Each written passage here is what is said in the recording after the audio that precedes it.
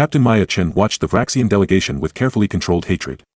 6 of the towering reptilians surrounded her in the negotiation chamber of the recently captured Earth diplomatic vessel Concordia. Their emerald scales gleamed under the harsh lights as their forked tongues occasionally flicked out to taste the air. "The terms are simple, Captain," hissed Supreme Commander Vexthal, his translucent inner eyelid sliding across his yellow eyes. "Earth's immediate surrender. Your species will be granted the status of Protected Asset Class 3. Your people will live under our supervision, of course." Maya kept her face neutral despite the bile rising in her throat. 3 months ago, the Vraxian Empire had burst into Sol System with a fleet that outclassed Earth's defense forces in every conceivable metric. The resulting battles had been mercifully brief but utterly devastating. "And if we refuse?" she asked, already knowing the answer. Vexthal's lipless mouth curved into what passed for a smile among his kind. "Then we deploy our Warbeasts to your population centers. I assure you, your species lacks both the physical strength and psychological fortitude to resist them." He gestured to a hologram that materialized in the center of the room. The creature displayed was a nightmare 3 meters tall, covered in chitinous armor with multiple pairs of serrated limbs. Its head was dominated by compound eyes and mandibles large enough to sever a human torso. "Genetic constructs," Vexthal explained with evident pride. "Specifically engineered to instill terror in prey species. Your mammal's threat detection systems are particularly vulnerable to their appearance and pheromone output." Maya had seen the classified reports from the outer colonies. Entire settlements reduced to slaughterhouses. The rare survivors were left catatonic, their minds broken by fear beyond what human psychology could process. "You have 1 standard week to communicate our terms to your government," Vexthal continued. "Though I suggest you don't delay. Every day of defiance costs thousands more human lives." As Maya was escorted from the chamber by Vraxian guards, her neural implant vibrated subtly against her brainstem.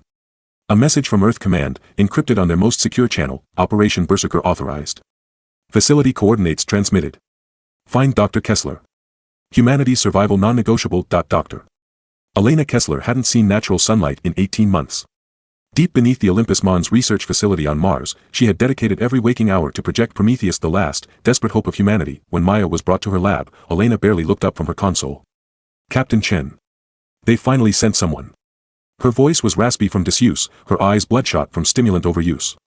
"Dr. Kessler, I've been told you have something that might save us all," Maya said, taking in the vast laboratory complex. Dozens of researchers worked at various stations, surrounded by equipment she couldn't begin to identify. Elena finally looked up. "Save us? No. Give us a fighting chance. Maybe." She gestured for Maya to follow her through a series of security checkpoints until they reached a hermetically sealed chamber at the core of the facility. Inside, suspended in a nutrient bath, floated what appeared to be a human body, male, heavily muscled, eyes closed as if in peaceful slumber. "Meet Adam," Elena said with the tone of a proud parent. "The culmination of the Prometheus protocol." "He's human?" Maya asked, uncertain. Something about the man's proportions seemed subtly wrong. "Mostly. We started with human DNA as a template, but we've made adjustments." Elena tapped commands into a nearby console, bringing up a holographic display of complex genetic sequences. "The Vraxians believe we're weak because, by their standards, we are. But human DNA contains dormant genetic potential that evolution discarded as unnecessary." Maya stared at the floating figure. "What kind of potential?" "Our prehistoric ancestors possessed strength that would seem superhuman by modern standards. We've reactivated those traits and enhanced them further. But that was the easy part." Elena's face darkened. The real breakthrough was neurological. She brought up brain scans showing strange patterns Maya didn't recognize. The Warbeasts use advanced fear induction, a combination of pheromones, subsonic frequencies, and visual triggers that overwhelm the human amygdala. We couldn't figure out how to neutralize their effect until we realized we needed to look at the problem differently. Elena smiled grimly. "Instead of blocking fear, we redirected it." "Redirected it how?" Maya asked, a sense of unease growing. "In Adam and the others, fear doesn't trigger the freeze or flight response. It triggers rage. Pure, uncontrollable, berserker rage. The stronger the fear stimulus, the more violent the response." Maya looked at the peaceful face of the floating man with newfound horror. "That's inhumane." "So is extinction," Elena replied flatly. 50 volunteers underwent the procedure. 23 survived. They're ready for deployment. You're proposing to send these Berserkers. And yes, that's exactly what Earth Command has authorized. The Vraxians think they understand human psychology, but they've never encountered anything like what we've created. Elena's voice softened slightly. "I know how this looks, Captain. But remember, they started this war.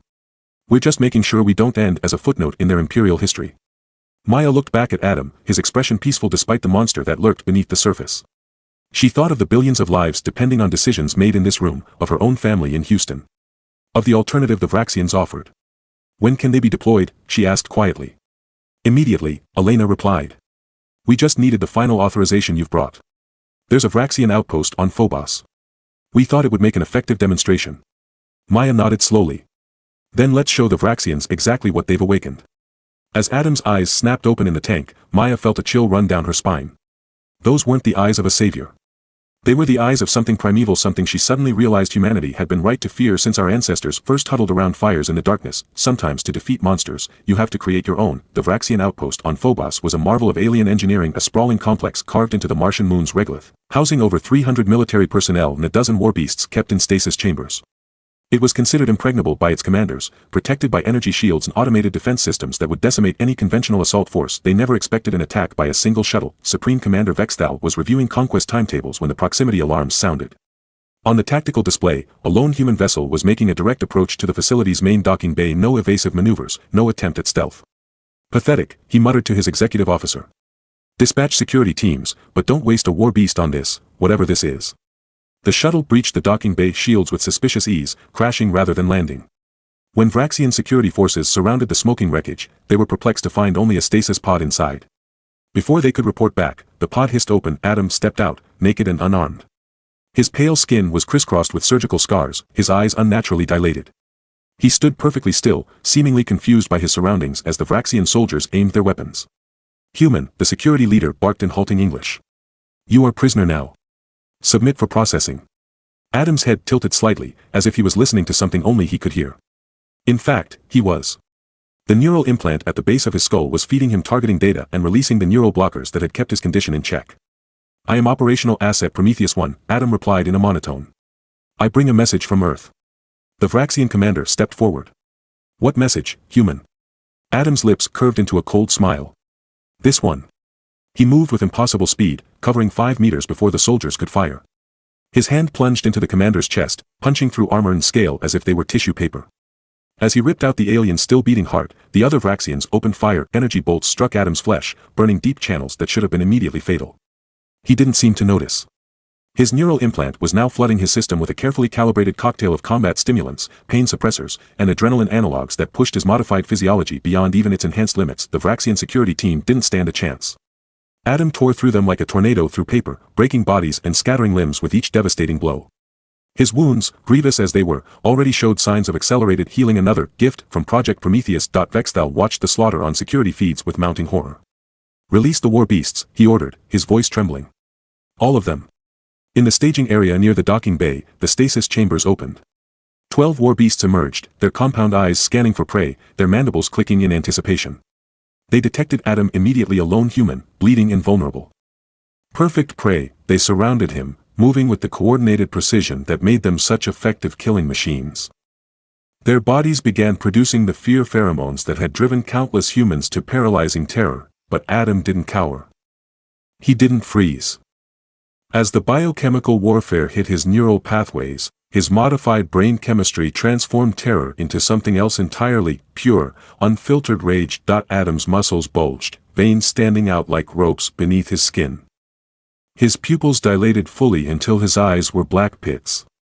A primal scream tore from his throat, not a human sound, but something ancient and predatory that preceded civilization. The first warbeast lunged, expecting easy prey. Adam caught its mandibles in his bare hands and, with a twist that defied physics, tore them clean off the creature's head.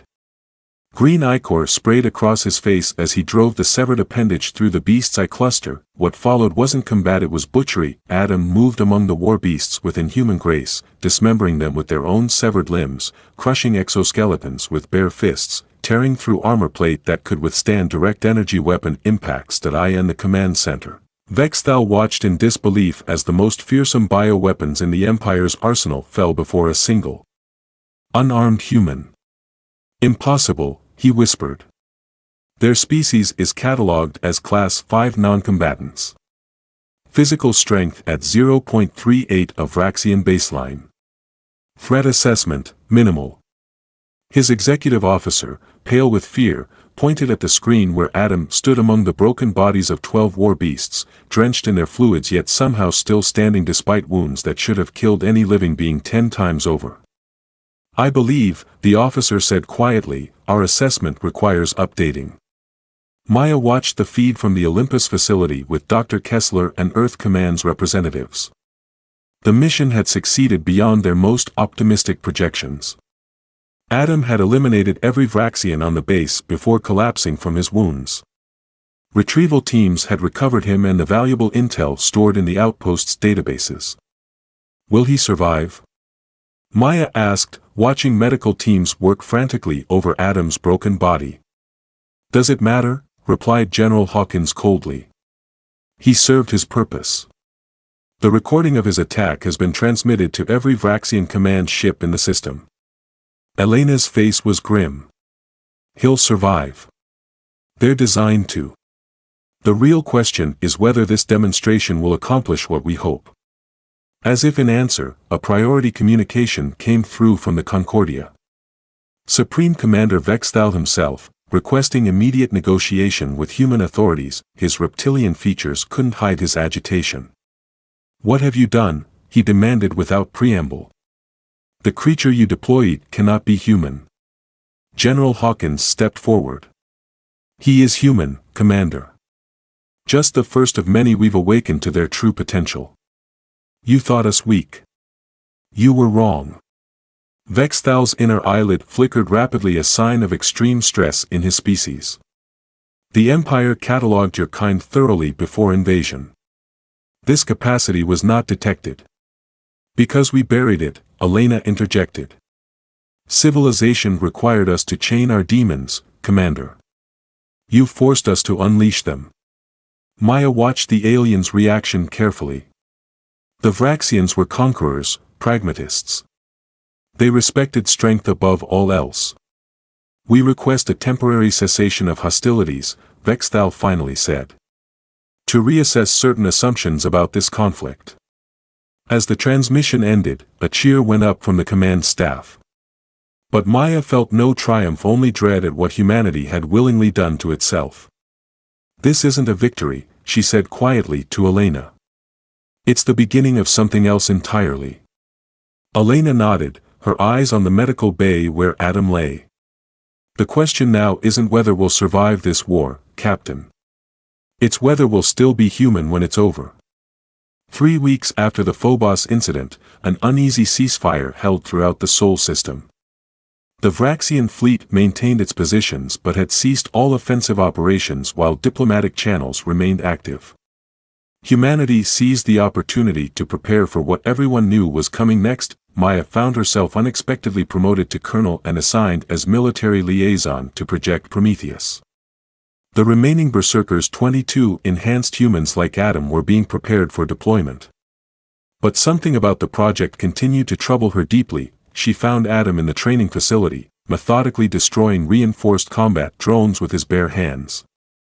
His wounds from Phobos had healed completely, leaving only faint silvery scars. When he noticed her watching, he stopped immediately and stood at attention. Colonel Chen, he acknowledged, his voice flat and controlled. Too controlled. At ease, Adam. Maya studied him carefully. How are you feeling today? A flicker of something confusion, perhaps, crossed his features before the impassive mask returned. Operational capacity at 97%. Full combat readiness expected within 36 hours. That's not what I asked, Maya said gently. Adam's eyes met hers, and for a moment, she glimpsed something human behind them, something struggling to surface. I dream about Phobos, he admitted quietly. Not when I'm asleep. When I'm awake. Maya felt a chill. What do you mean? I remember everything I did there. Every kill. Every sensation. His massive hands trembled slightly. But it wasn't me doing those things. It was something else. Something inside me that took control. Before Maya could respond, alarms blared throughout the facility. General Hawkins's voice came over the comms, all personnel to battle stations. Vraxian fleet is on the move. Multiple signatures heading for Earth. This is not a drill. The ceasefire had been a ruse, a delaying tactic while the Vraxians brought in reinforcements. A second, larger fleet had just emerged from faster-than-light travel at the edge of the system, and their trajectory left no doubt about their intentions. I and the command center, chaos reigned as reports flooded in from Earth's defensive platforms. "They're deploying drop ships," reported an analyst. "Thousands of them. Warbeast signatures detected in each." Maya watched in horror as the tactical display showed the invasion force descending toward every major population center on the planet. The Vraxians had decided that if they couldn't defeat humanity through conventional warfare, they would simply unleash their bioweapons directly on civilian targets. "Deploy the Berserkers," General Hawkins ordered. "All of them." Elena Kessler, who had been quietly monitoring the situation, suddenly spoke up. "You can't. They're not ready." "Ready or not, Doctor, it's now or never," Hawkins snapped. Elena's face hardened. "You don't understand. The psychological conditioning isn't complete. If we deploy them now, especially in populated areas, we can't guarantee they'll distinguish between Vraxians and humans once the rage takes hold."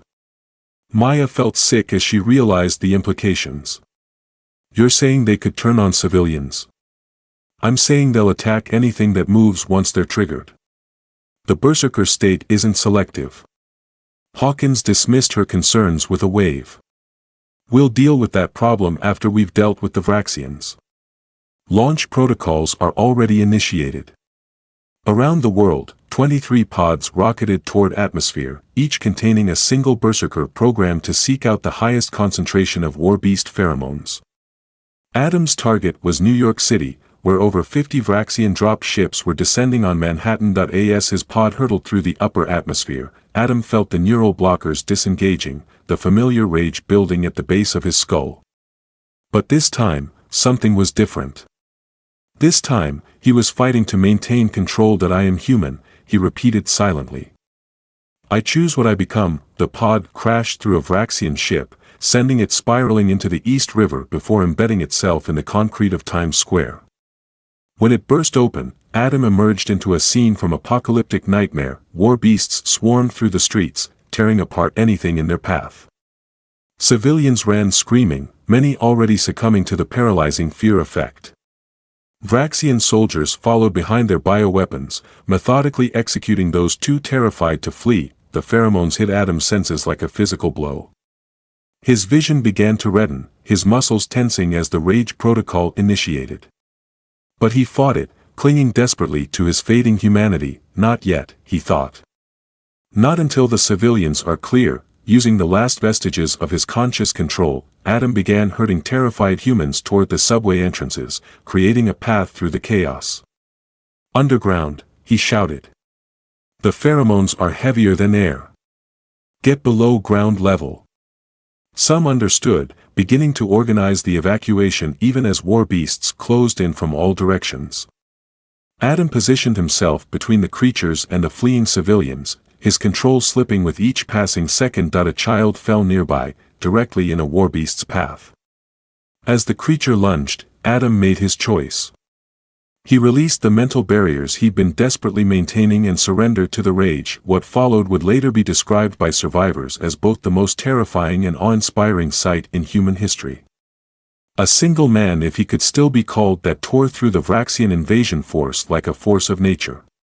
Warbeasts that had been engineered to instill fear now experienced it themselves as Adam systematically dismantled them, using their own dismembered limbs as weapons against their brethren.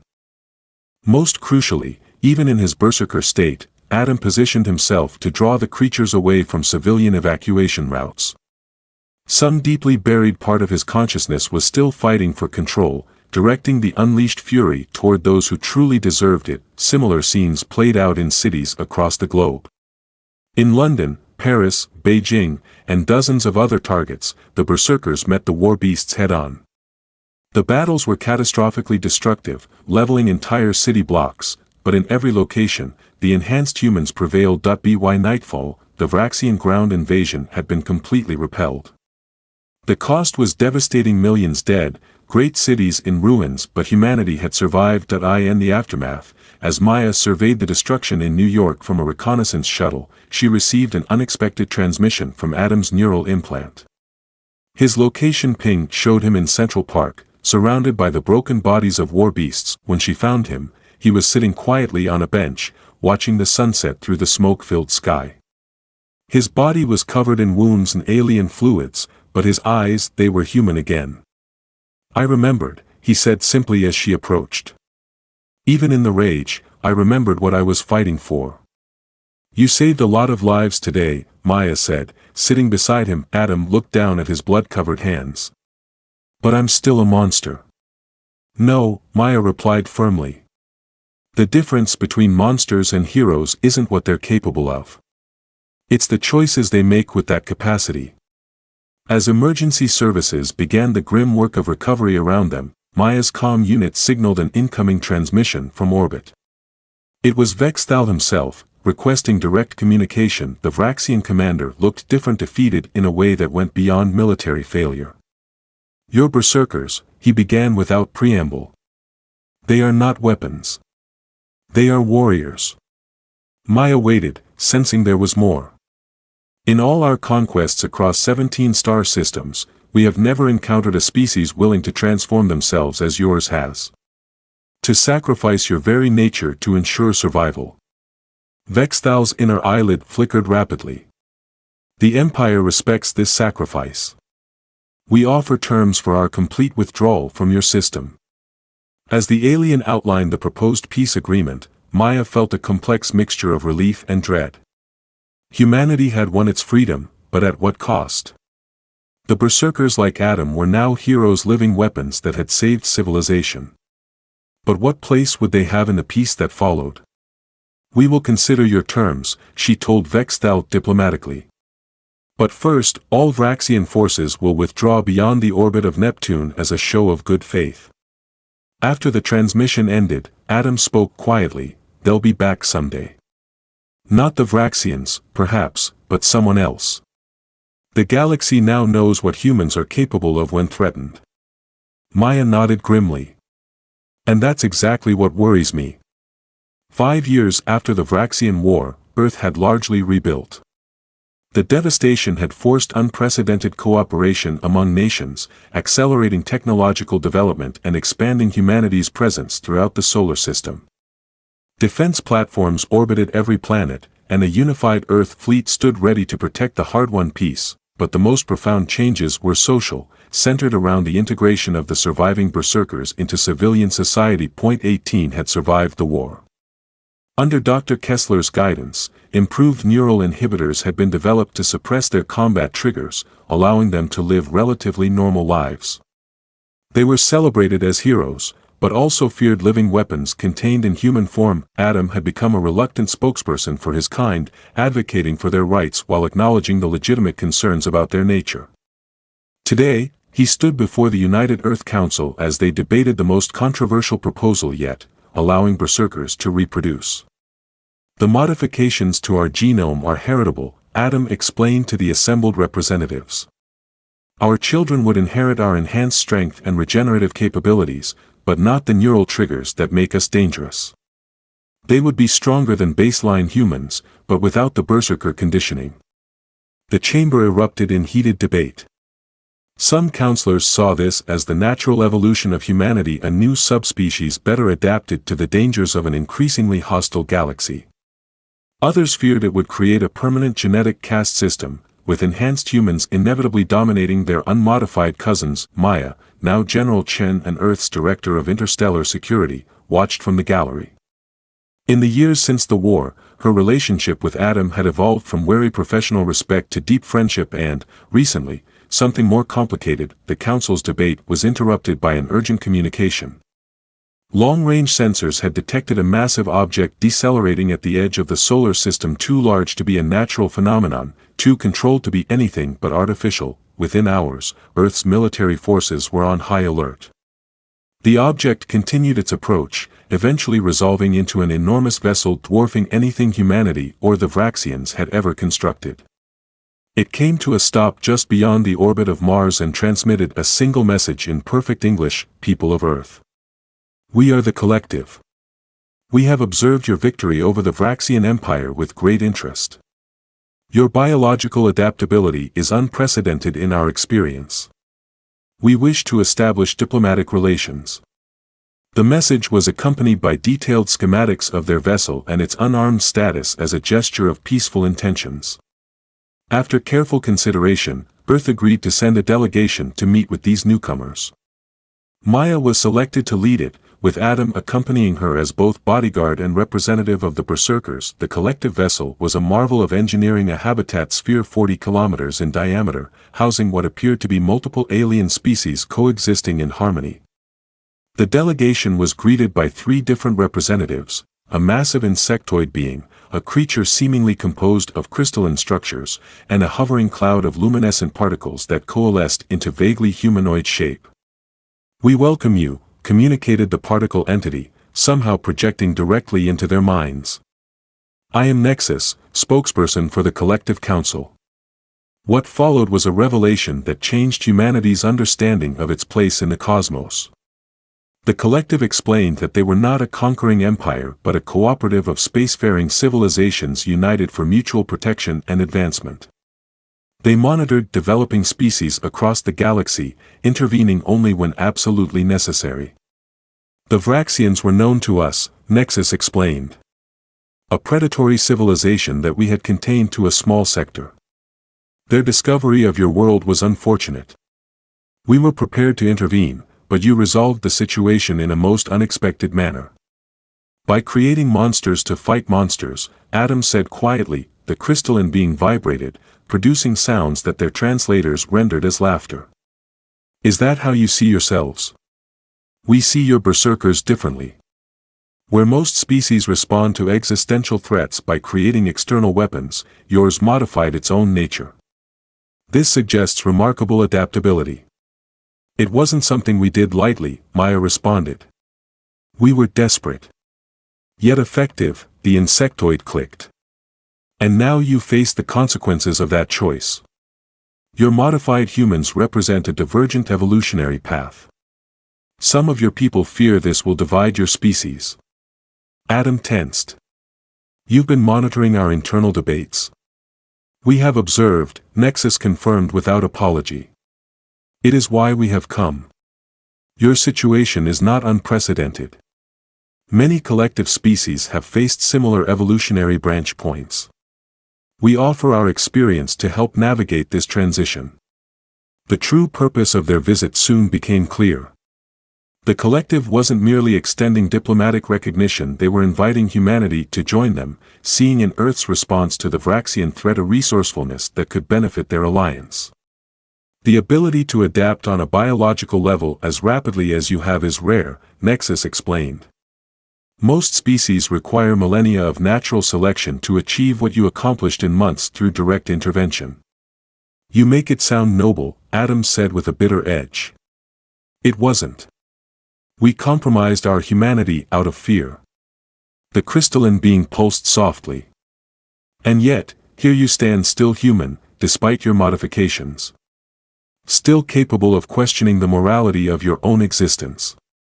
That conscience is precisely why the collective values your participation."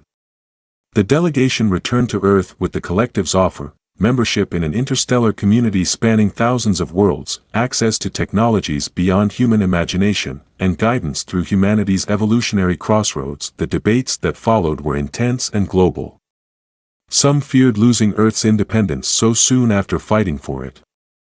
Others saw the opportunity for humanity to transcend its isolation and take its place among the stars. In the quiet of her quarters the night before the council's final vote, Maya found Adam staring out at the distant shape of the collective vessel visible in the night sky. "What are you thinking?" she asked, joining him by the window. "About what we almost lost," he replied. "And what we might become."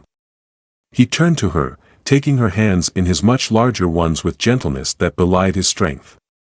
"The Berserkers were created for a singular purpose: to save humanity from extinction.